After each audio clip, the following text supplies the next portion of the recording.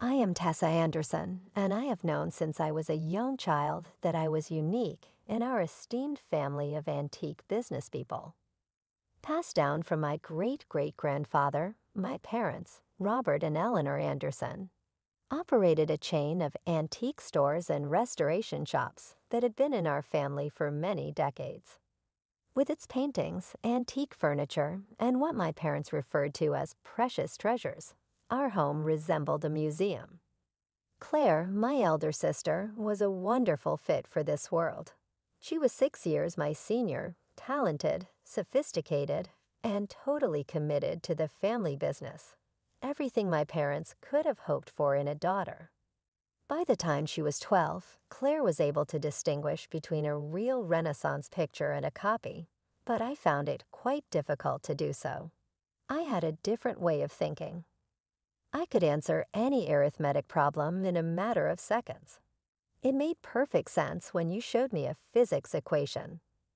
However, art, the writing may have easily been in hieroglyphics. One night when I was 14, I attempted to explain, "Dad, I really think I'd be better suited for something else, maybe business or engineering." He regarded me as though I had recommended that he pursue a career in circus acting. Using my full name, which was often a sign of danger, he remarked, "Tessandra, this business has been in our family for generations. Your sister recognizes the value of custom. Why are you so adamant about being unique?" Claire couldn't help but share her thoughts as she walked past holding her notebook. "Tess, you may be adopted. You obviously lack the Anderson creative gene, after all." Claire. Mom chastised me, but I could see the little smirk she was trying to conceal. Claire's remarks didn't hurt as much as that. The urge to fit in only increased over the years. Every family meal became a lecture on the value of culture and the arts. I was required to intern in our stores during every school break, when I felt totally out of place among the art and antiques fanatics. I began looking for methods to revolt. At first, it was little things like forgetting my art history homework, missing out on family gallery visits, and spending extra time in the school math lab. However, Claire's perfect daughter persona and my parents' unrelenting displeasure drove me even harder. I can still clearly recall the day I smoked my first cigarette outside the school gym. Although the deed itself wasn't really fulfilling, I felt a perverse joy knowing how much it would disgust my image-obsessed, health-conscious family. Now that I look back, I realize how lost I was. I retaliated more strongly the more they tried to make me become someone I wasn't. A vicious loop developed. I would act out, they would tighten their grip, and I would come up with new methods to resist when they put pressure on me regarding the family company. I got really good at faking Dad's signature on school documents. It began when they were summoned to discuss my actions once more. I explained why he couldn't make it, brilliantly imitating his unique handwriting. I was aware of the irony. My one creative gift was counterfeiting, which, if my antique-dealing parents had understood, would have appalled them. My 18th birthday seemed more like a countdown to my own prison term than a celebration of maturity. During dinner, Dad pushed the acceptance letter across the table as if it were a present and declared, "We've enrolled you in the Art Institute. You'll learn about conservation and art history. It is time for you to take your career seriously." My hands trembled as I gazed at the letter.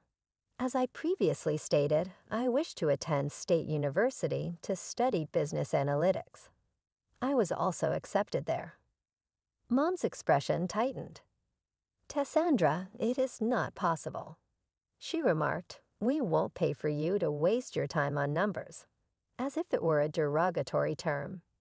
Dad proudly remarked, "Your sister is already running one of our stores. You might be doing the same thing in a few years." I got up so abruptly that my chair tipped back. I wished to avoid being like Claire. I have no desire to be involved with art, antiques, or this oppressive industry in any way. I packed my stuff and left that evening. I thought they would follow me, attempt to stop me, or at least give me a call. They didn't. Their quiet was quite telling. I was at last free, but I was also all by myself. I spent a few weeks living on my buddy Sarah's couch. After that, I moved in with my high school friend Jenny. I took any jobs I could find, including data entry, retail, and waitressing. It wasn't much, but it was enough to get by. Then I got to know Mike. He didn't appear like the trust fund youngsters I'd known as a child. He had his own apartment, a regular sales career, and was unconcerned with the drama in my family. After 2 months of dating, I seized the opportunity when he offered to let me move in. My hands were shaking the same way they had that night with the Art Institute letter, but for completely different reasons, and 6 months later, I was in his little bathroom, looking at a positive pregnancy test. When I informed Mike, he stated bluntly, "Get rid of it." No conversation, no choices. Only 2 icy words. I answered, my voice more forceful than my emotions. I want to keep it. Before I could even comprehend what was happening, he began packing my belongings and added, "Then you can't stay here. I am not prepared to become a father, and I will not be providing for someone else's child." I swallowed my pride and went to my parents' house after finding myself pregnant and destitute. Perhaps their emotions would soften when they saw their daughter in real need. As they sat stiffly on their antique sofa in their spotless living room, I pleaded, "Please. All I need is assistance with real estate agent courses. I can support the baby and myself by earning a nice living." "A baby?" Mom interrupted, her face pale. "You're pregnant. Who's the father?" "Mike. He's that sales clerk you were living with." Mom looked like she might faint. "Absolutely not. We will not have our family name tarnished by an illegitimate child from some nobody. You're not welcome in this house," Dad said, his voice ice cold. "Not with that situation. We have a reputation to maintain. What would our clients think?" After my parents' rejection, I found myself sitting on a park bench, one hand on my still flat stomach, wondering what to do next. That's when I remembered Claire. She had always been Dad's favorite, but maybe, just maybe, sister to sister, she'd help me. I called her from a payphone near the park. To my surprise, she agreed to meet me at a small cafe downtown.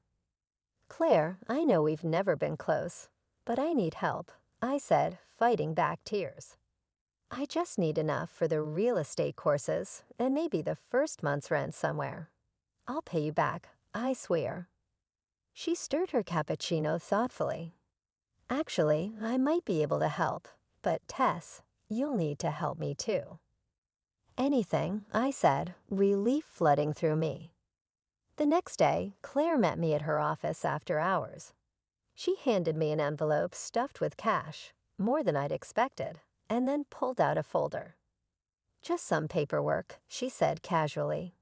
"Shipping authorizations, transfer documents. You know how Dad is with his paperwork. He's been so busy lately, and I'm trying to help manage things." "You want me to?" I looked at the blank sheets mixed in with the documents. "Just sign them like Dad would," she said. "Come on, Tess. We both know you're better at his signature than he is." She laughed. "Consider it your last art project for the family." I should have known it was too good to be true. I should have asked more questions. I should have read every document carefully. But when you're pregnant, broke, and your perfect sister finally seems to be on your side, you don't look too closely at the gift horse's teeth. I signed everything she put in front of me, document after document, blank page after blank page. Dad's signature flowed from my pen in perfect imitation. 3 days later, my phone rang. It was Dad, and he was livid. "Get to the house now." His voice was trembling with rage.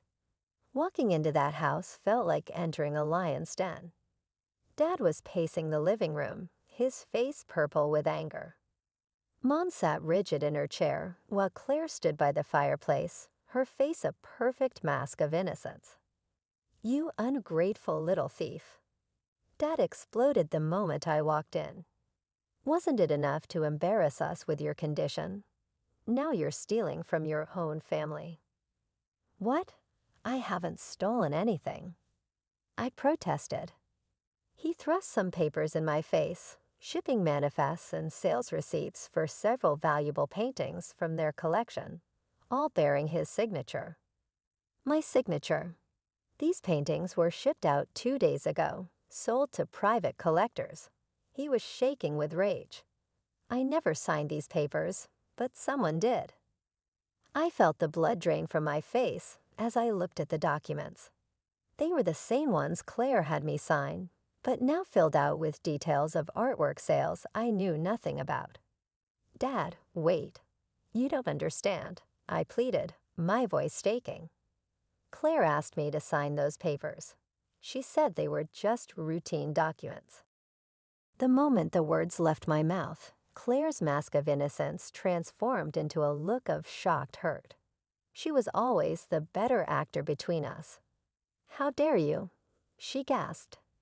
"Daddy, I saw her here 2 days ago, sneaking around the house when everyone was at the gallery opening. I thought she was here to apologize to you and Mom, so I didn't say anything. But now that's a lie." I screamed. "I haven't been here in days. Claire gave me those papers to sign. She set me up." Dad's face hardened even further. "Enough. First, you shamed this family with your pregnancy, and now you try to blame your sister for your crimes. Claire has dedicated her life to this business. She would never. But I'm telling the truth."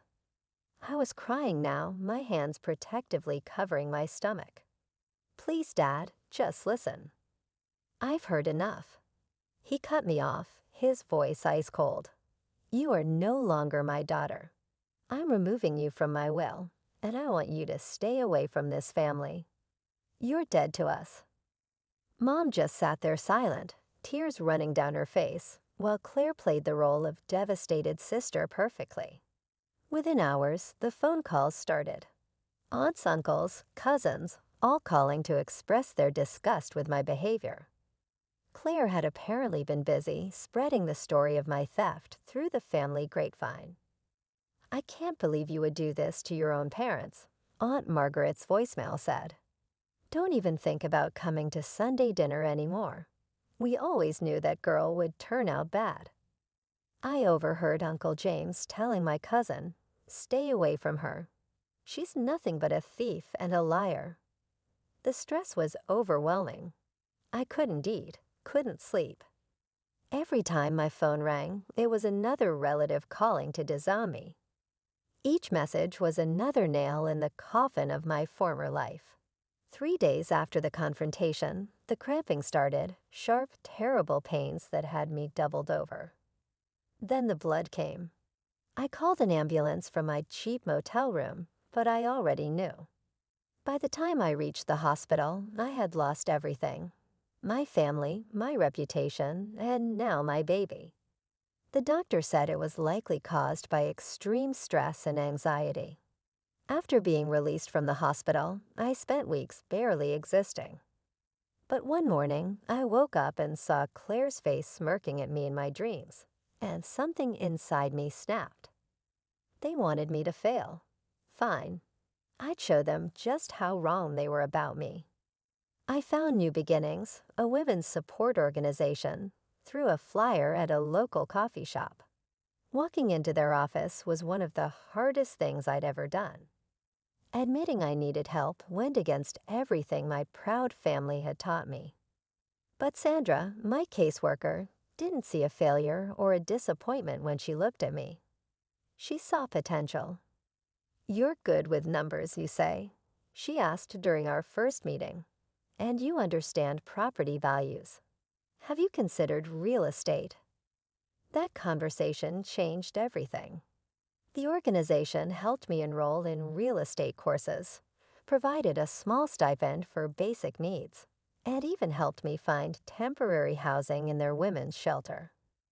All those years of analyzing property values in my head, while my parents dragged me through antique shops, had given me an instinct for market value. My mathematical mind could calculate mortgage payments and investment returns in seconds. And maybe growing up watching people haggle over precious artifacts had taught me something about negotiation. After all, I got my license in record time and landed a job at Metropolitan Real Estate. My first sale was a small condo, but the commission felt better than any praise my parents had ever given me.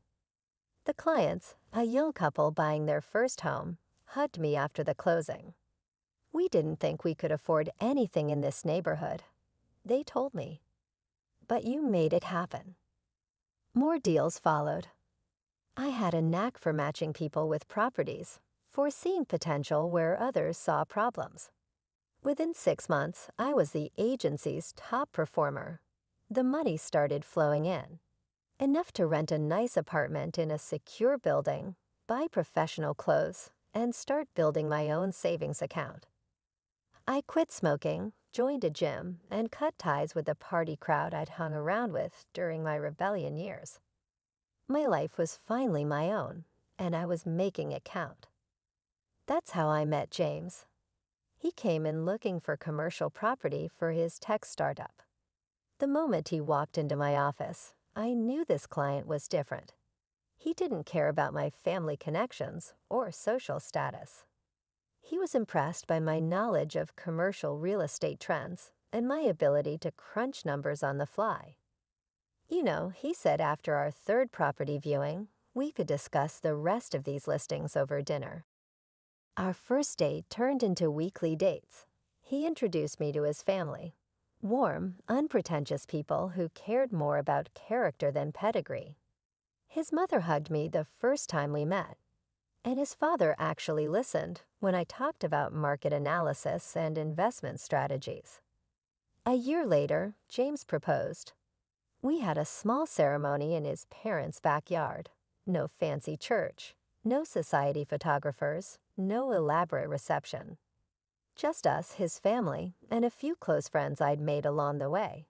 His mother helped me pick out a simple white dress, and his sisters decorated the garden with fairy lights. For the first time since losing my baby, I felt like I belonged somewhere. James wasn't just supportive of my career. He was my biggest champion.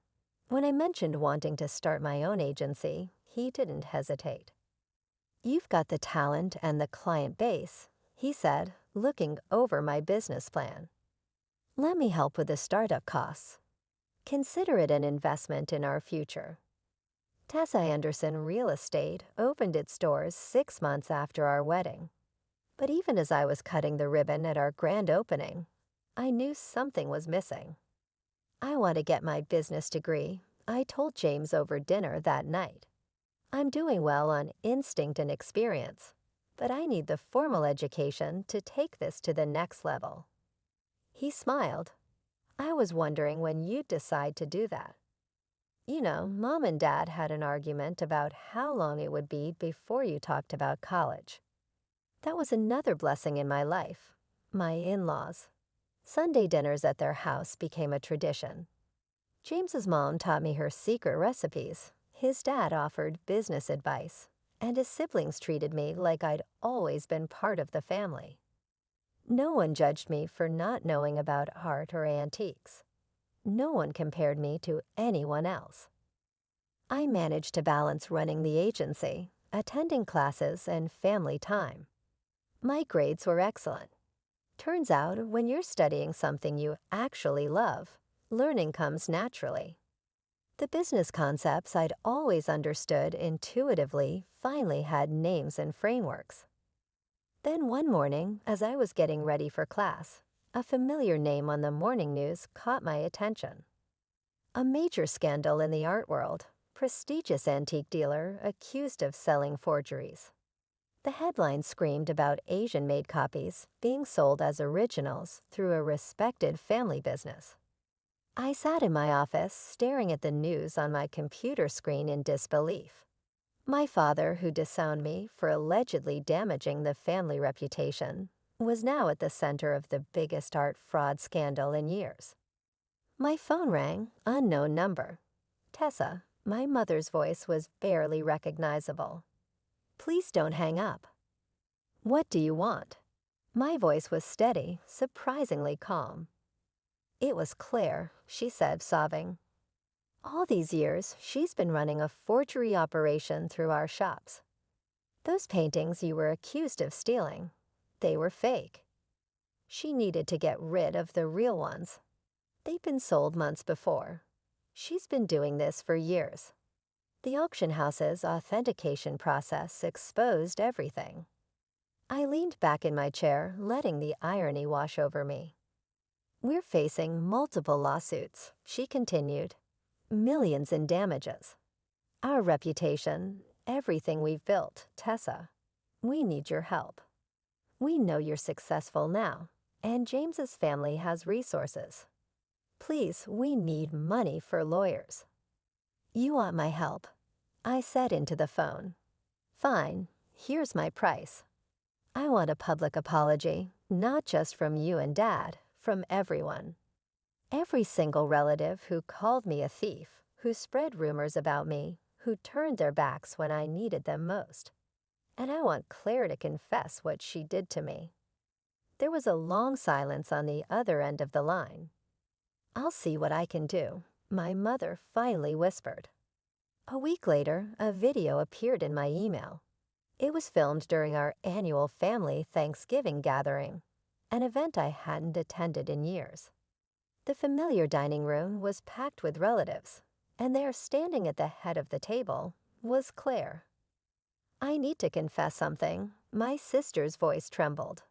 Years ago, when Tessa was accused of stealing those paintings, it was me. I set her up. I made her sign documents when she came to me for help, then used them to cover up my own crimes. Tessa was innocent. The video continued as one by one, my relatives stood up to apologize. Aunt Margaret, tears streaming down her face, admitted she should have known better than to believe the worst about me. Uncle James expressed shame at how quickly he'd condemned me. Cousins I'd grown up with acknowledged their role in ostracizing me. My father spoke last, looking older than I remembered. We failed you, Tessa. We chose to believe the worst about you because it was easier than admitting we might be wrong about who you were. We pushed you away when you needed us most. And because of our actions, you lost. His voice broke. You lost your child. Your mother and I will carry that guilt forever. I sat in my home office watching the video 3 times before opening my social media account. My fingers hovered over the keyboard before I began typing. To my extended family, thank you for your apologies. It takes courage to admit when you're wrong, and I appreciate that you finally found that courage. I accept your apologies and am grateful for the truth finally coming to light. I hit post, took a deep breath, and started typing again. However, to my immediate family, while I acknowledge your apologies, I cannot and will not help you with your current legal troubles. Years ago, when I came to you pregnant, alone, and desperate, you chose your reputation over your daughter. Your actions and rejection led to the loss of my unborn child, a pain I live with every day. The only assistance I will offer is the contact information for a competent lawyer. What you do with that information is up to you.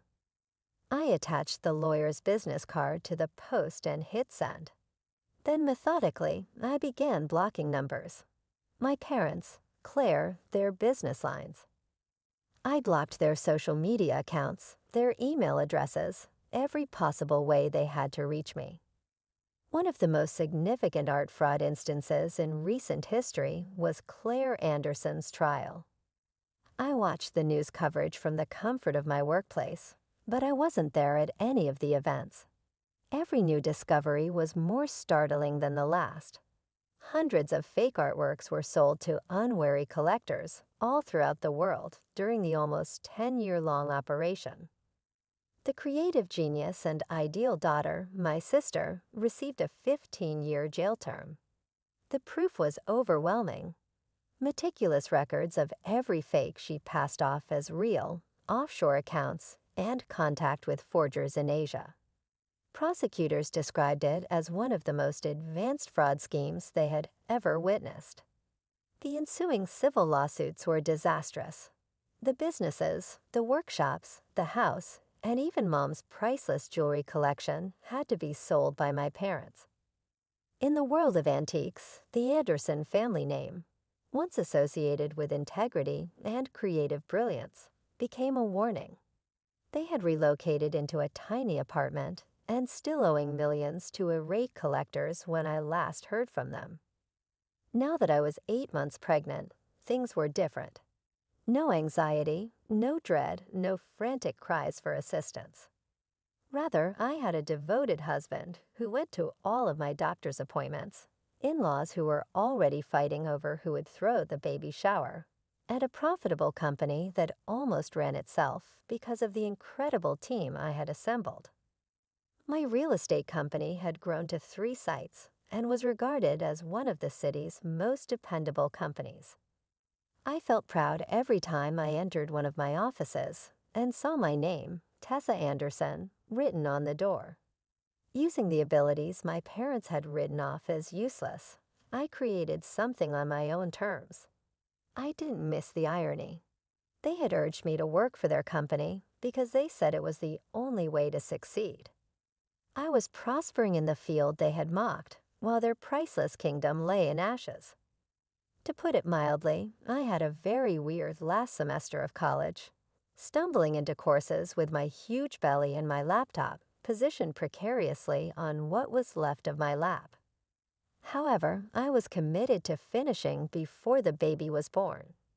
Despite the pregnancy, my grades hadn't suffered, and my teachers were really encouraging.